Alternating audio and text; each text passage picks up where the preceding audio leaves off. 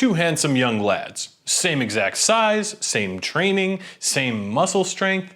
However, one can max curl just a 40-pound dumbbell and the other can max out at a 60-pound dumbbell. Now, what is the difference between these two? Just 2 centimeters. Weak boy over here, his biceps tendon inserts 4 centimeters away from his elbow joint.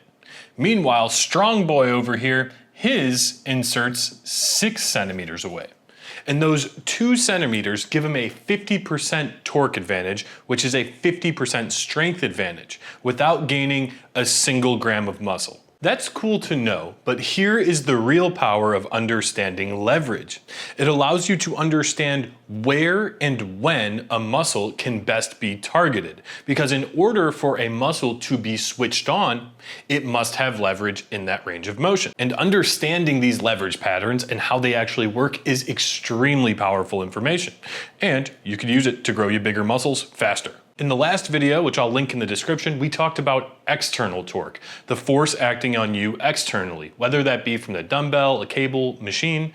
But today we're gonna flip the script and look inside your body and see how your muscles generate torque in response to that external resistance. My name's Amir Barber, I'm a chemical engineer, and today we are going to discuss internal torque and internal moment arms. So just to anchor us, all movement is simply rotation about joints. We rotate our elbow joints just like this. So you see how I could draw a circle with my hand. Same thing for your shoulder joint, same thing for your hip joint.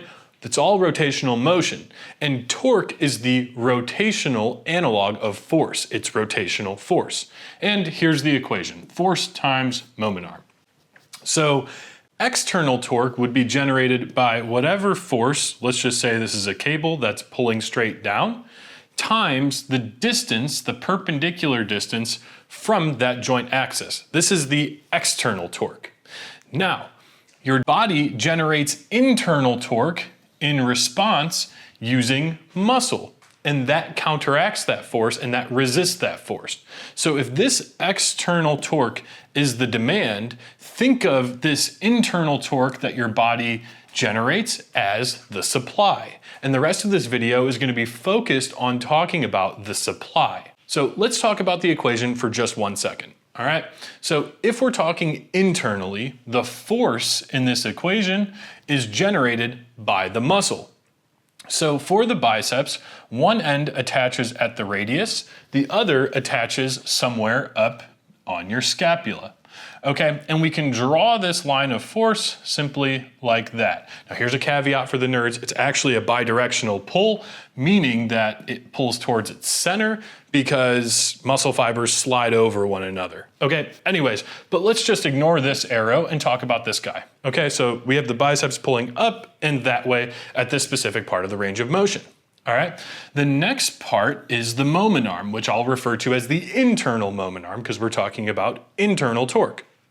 Okay, and that is the perpendicular distance between this line of force and the center of the joint.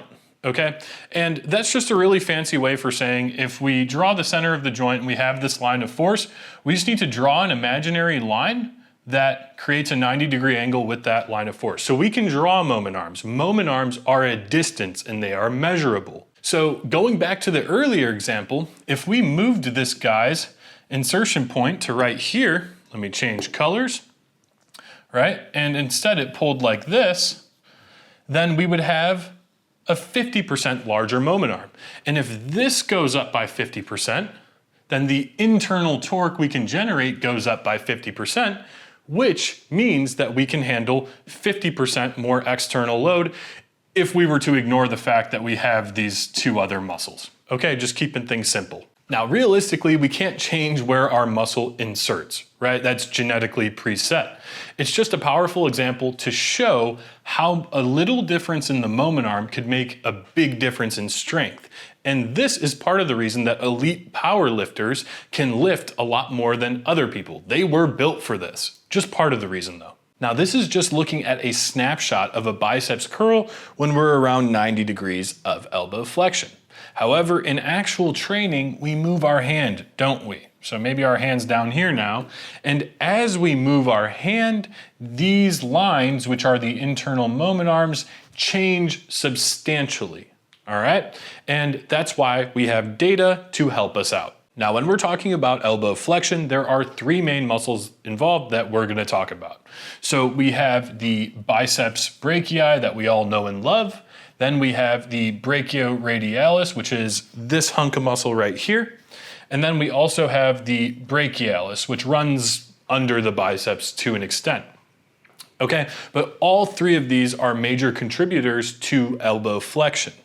All right, and over here we have this nice graph that shows us as our elbow angle changes, how do the trends in the moment arms change? So we see that from roughly 20 degrees of elbow flexion to 70 degrees, the biceps have the best relative leverage out of all the muscles. And then after 70 degrees, the brachioradialis has the best leverage relative to all of the other muscles. Now, we don't care about the actual numbers, we just care about the trends here. So early in the curl, 20 to 70 degrees, the biceps have the best leverage, and then the brachioradialis has the best leverage throughout the rest of the range of motion. So this is a fairly subtle shift. Here's a more extreme one. Your wrist position can actually pretty significantly change the internal moment arm of the biceps. So on this graph, all we're looking at is the biceps internal moment arm, and we're looking at red, supinated, palm up, this dark blue, neutral, and then this light blue, palm down. So you'll see as we go from supination to pronation that we decrease the leverage of the biceps. So as we'll see in a second, this shift changes which muscle gets the most growth stimulus. So the distance of imaginary lines are changing, physics is changing, but how does our body actually react to that? And how does that change what happens? Well, enter neuromechanical matching. Your brain is constantly scanning your body for these internal moment arms because it wants to assess what muscle has the best leverage to perform the movement pattern. And this is ultimately an efficiency thing. You only have so much central motor command, which is the signal that activates muscles, to go around. So your body wants to allocate that limited resource to the muscle that's best suited for the job. For the least amount of input, it creates the most amount of output, which, depending on the dictionary definition of leverage you're looking at, is exactly what we're talking about. So if your brachioradialis suddenly has a much larger internal moment arm, more leverage for the movement pattern that you're performing, let's say a pronated curl from 70 to 120 degrees, then your brain is going to preferentially send that central motor command to the brachioradialis, which means it will be activated to its maximum extent, which means it will be biased in terms of growth stimulus. Now, there are caveats there because muscle size also plays into the equation. So if the brachioradialis was maximally turned on, but it wasn't enough force because it's not that big of a muscle, yes, your brain will then send signal to your biceps and brachialis to help. But it will not be the first one it goes to, if that makes sense. In any case, if you can understand the trends of these internal moment arms throughout different movement patterns, then you can design your exercise selection in such a way that you can target muscles specifically. This is how this stuff works. All right, so here's where things start to get spicy. We are going to talk about an actual exercise and how all of our knowledge of torque, both external and internal, completely changes these two exercises in terms of which muscles they bias. All we've changed is the external resistance. We are doing the same motion of shoulder extension. Okay, for this example, we're only going to be discussing the pecs and the lats, although the long head of the triceps would also play into it. We're gonna ignore it for now. But first, we must talk anatomy. So for the chest, there is one shared insertion that is right here. Okay, and then there's a bunch of different origins. It, originates here for your upper chest, and then it attaches all along your sternum and your ribs. Okay, and all of these different origins and insertions, remember these fibers contract linearly, so we can draw a bunch of different lines of force. Your upper chest wants to pull this way, your middle chest wants to pull straight across, but these lower fibers want to pull down ish. So if our arm's overhead, it can definitely help pull down, and as we get closer to here, across. All right, now that's the pecs. Let's talk about the lats. Let's just erase all of this. Okay, so there's a nice side view, and now we're gonna take a look at the lats, okay? So, same deal with the lats. They all share this same insertion, but we have a bunch of different origins, right? And these fibers run in different directions and pull in different directions until we get to some attach along the hip, some attach along the sacrum, a lot attaches along the spine. So again, there are multiple lines of pull for this muscle. Now let's go back to this exercise and see if I could draw some things. All right, and I'm only gonna draw the most mechanically advantaged fibers just for simplicity's sake, okay? So in purple here, we have the origin to the insertion of the chest. And in red here, we have origin to insertion of the lats. And green is the center of the shoulder joint, which is tough to draw, but we're gonna go ahead and draw these lines of force very carefully. Okay, that was actually good. Now let's draw it for the lats. Whoa, way better than I expected. Okay, and now the moment arm for the lats, I'm gonna draw it in blue, barely anything, okay? Meanwhile, the moment arm for the pecs in yellow is much bigger, 2 to 3 times of my crappy drawing. So the pecs in this overhead position have much more leverage than the lats, at least in this position. Now, as our arm comes down, I will save us from my crappy approximated drawings, but the lats gain a lot of leverage and the pecs lose a lot of leverage. So the trend is more pecs up here, more lats here, okay? And now that we know that, let's take a look at the actual exercise itself and the external torque. We're making a switch here. In this bottom position for the dumbbells, for any free weights, the line of force is always just straight down due to gravity. And we will draw the axis, your center of your shoulder joint, in green, and then this moment arm in red is nice and big, okay? Now let's go up here to the top and talk about the cables line of force, all right? Really easy to draw the cables line of force. It's always just straight in line with the cable. So that's our line of force, and then our resulting moment arm is going to be, we're gonna keep the colors consistent, in red. So relatively small moment arm. All right, now let's see what happens as we go up through the range of motion to the top. Okay, and there we are. Okay, now this new line of force for the dumbbells at the top is straight down, and we will redraw the axis, which is right here. So we have a small moment arm. So it went big to small. So the challenge to the shoulder joint went from, in the dumbbells, a lot to a little. All right, now let's see what happened in the cable variation. We draw this line of force, okay, and then new axis, new moment arm, and that grew a lot. So it went from, in the cables, low resistance to a lot of resistance. Okay, so if we were to just graph that out, and we are going to use specific colors, we're gonna call green the cable pullover, okay? It starts off light and it gets heavy. And for the dumbbell, which we're gonna call yellow, it starts off heavy and then it gets light. Okay, so now here's where we tie everything together. If the exercise is heaviest in the overhead position, in which the pecs have the best leverage, it is going to be more of a pec exercise, right? So that correlates with the dumbbell pullover. And if the exercise is heaviest here, where the lats have the best leverage, then it is more of a lat exercise. So this dumbbell variation is best suited for the pecs, and this cable variation is best suited for the lats.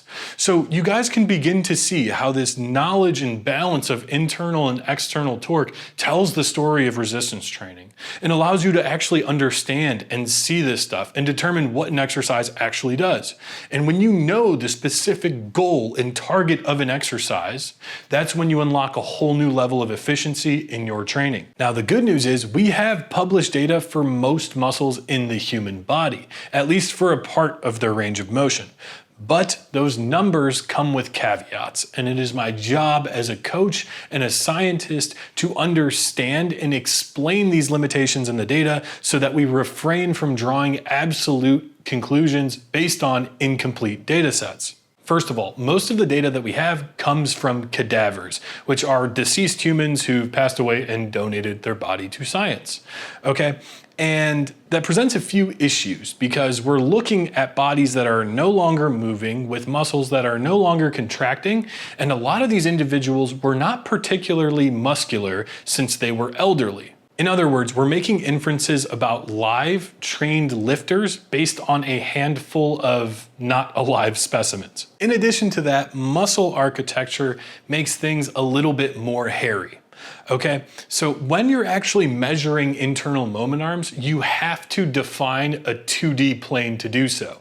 So if we're looking at elbow flexion, like a hinge joint, that makes plenty of sense, right? Because this is the only way a hinge joint can move. So defining this as the plane, not really a problem. Once we start talking about more complex muscles, like let's say things that cross the shoulder joint, right?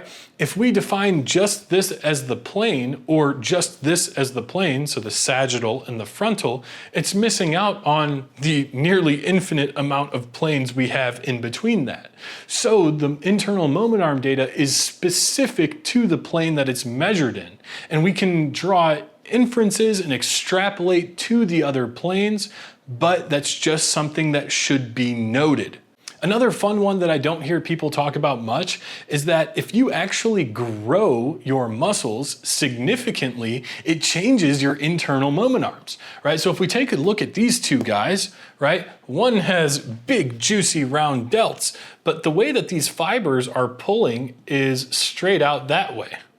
Meanwhile, this guys are pulling straight out that way. So if we'll call this the center of his shoulder joint, that's a pretty big moment arm. And if we call this the center of his shoulder joint, that's a pretty small one, or smaller, relatively speaking. So actually, by growing your muscles, you can develop larger internal moment arms, which can throw off some data, right? Here's a personal story of mine, okay? When I was 14, 13, and first started lifting weights, don't know why I had this idea, but I thought it was a great idea to start off every single training session with 5 sets of dumbbell shoulder presses. And as a result, I got massive shoulders. And as a result of getting massive shoulders and not really training my chest, it took me forever to build a chest because my delts would just take over every single movement, okay? And a part of that could be is because I had so much more leverage at my delts and my delts were so much more dominant. A part of the reason, not the only reason, but a part of the reason.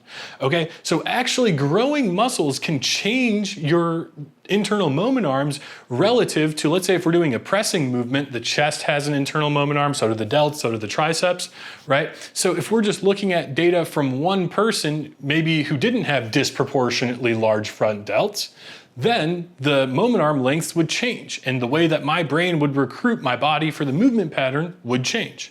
All right, and that kind of gets into anatomical difference and limb lengths, but I'm gonna leave off limb lengths. So there's actually studies, I think Murray in 2002, I don't know when it was, okay, I'll throw it up here, but they were actually measuring the internal moment arm lengths of the biceps, and they found variance from 4.2 centimeters to 5.4 centimeters with subjects with pretty similar limb lengths, right? So as we kind of mentioned in the beginning of this video, if you have someone who has a 4 centimeter insertion versus a 6 centimeter insertion, that makes a big strength difference. And this likely occurs all over the body. right? So when you start considering compound movements, like a press, let's say, then things start getting hairy. Like what if your insertion for your chest is on the short side and your insertion for your delts are on the long side and your triceps are massive, right? That changes things, right? So that should all be taken with a grain of salt. And this is why it's really important to not just look at studies and be like, bang on, that's the best leverage and that's it. And by the way, I am not throwing away the data. I think the data is very useful and can give us many good guidelines by which to operate in. However, it's important to understand the individuality of internal moment arms so that we can better apply it to individuals, whether you're coaching other people or coaching yourself. I hope you found this video valuable, and understanding the trends in internal moment arm data is still extremely powerful. It makes it even more dangerous understanding the limitations of the data. If you found value here, like, subscribe, comment, send it to a friend, and I will talk very soon. Peace.